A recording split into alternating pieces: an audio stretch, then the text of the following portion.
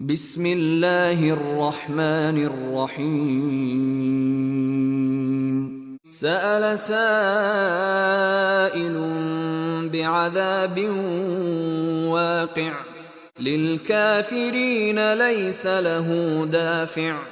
من الله ذي المعارج تعرج الملائكة والروح إليه في يوم كان مقداره 50,000 سنة فاصبر صبرا جميلا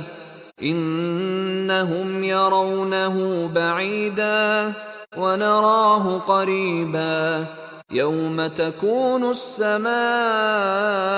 كالمهل وتكون الجبال كالعهن ولا يسأل حميم حميما يبصرونهم يود المجرم لو يفتدي من عذاب يومئذ ببنيه وصاحبته وأخيه وفصيلته التي تؤويه ومن في الأرض جميعا ثم ينجيه كلا إنها لظى نزاعة للشوى تدعو من أدبر وتولى وجمع فأوعى إن الإنسان خلق هلوعا